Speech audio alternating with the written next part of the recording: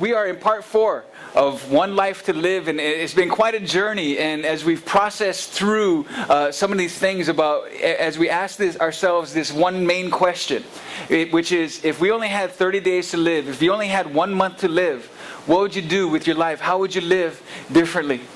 And we've been talking about this over the last 4 weeks. And in the beginning, we talked about that if we only had one month to live, that we would live passionately. That we would want to live life, make life a worthy life. That is, we would want to respond to God's grace in our lives by making sure that we're not wasting the life that God has given us. And then the second, we talked about how we're to love deeply, meaning that how we're to stretch out our love, and how we extend our love even to those who are unlovely.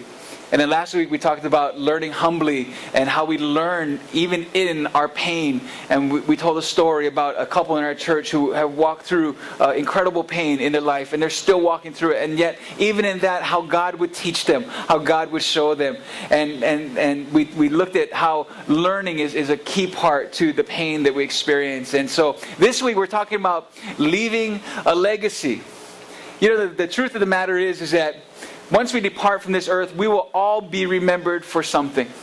We will all be remembered for something that maybe we've done, or maybe something how we spent our life, and whether we like it or not.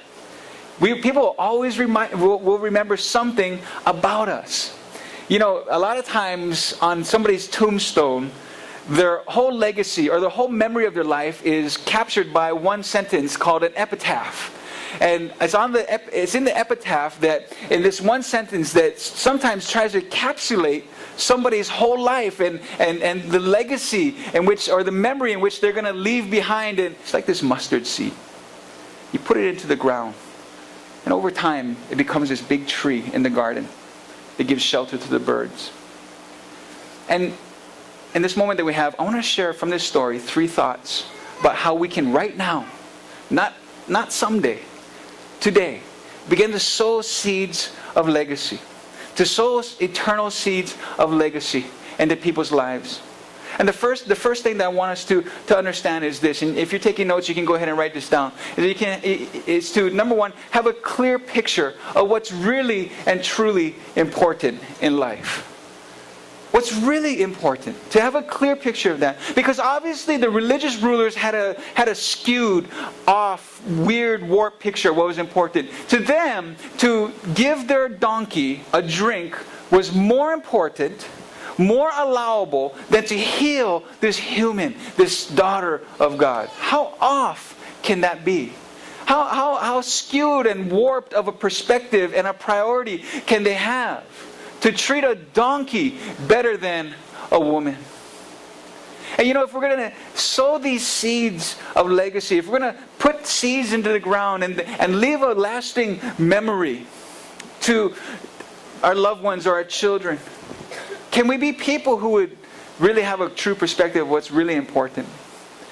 To what's really important, the type of seeds that we sow. Because I don't know if you're like me, man, but you know, many times I focus on so many things that are not that important, but I make them important. Still something that can be done that will sow a seed of difference, that will sow a seed of legacy. Many times when I get overwhelmed, I just want to give up. I'm kind of like that businessman. It's like, what can I do?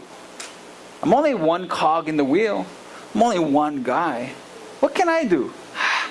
Maybe somebody else can do it. I don't know. See, but then we still can make a difference. Regardless of how maybe overwhelmed or how big it seems or how impossible it seems, we can still do that one thing to make a difference. And though it's going to seem insignificant, and I know that we want fast results.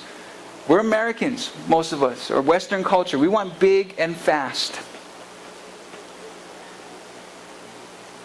But sowing seeds, sowing mustard-sized seeds, can bring about a change in somebody's life. The best thing that we can do is leave a legacy, leave an eternal legacy. You know, Jesus did that. Jesus left us a legacy. When He came to this earth and He died on the cross and rose again 3 days later and was resurrected, and then when He departed this earth, He didn't just leave and say, okay, see you guys later. Good luck. He left His Holy Spirit. He left His Holy Spirit as His legacy.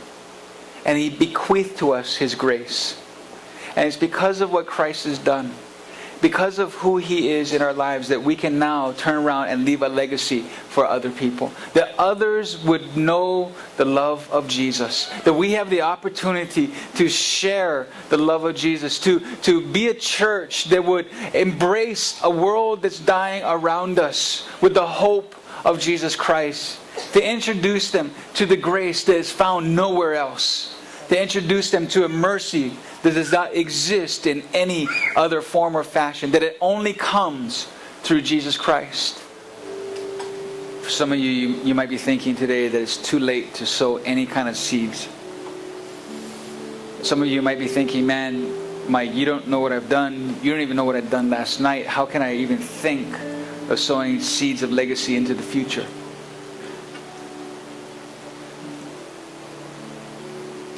But this is the good news. This is the good news. That because of what Christ has done, through His death, burial, and resurrection, we can start new today. That He wipes the slate clean.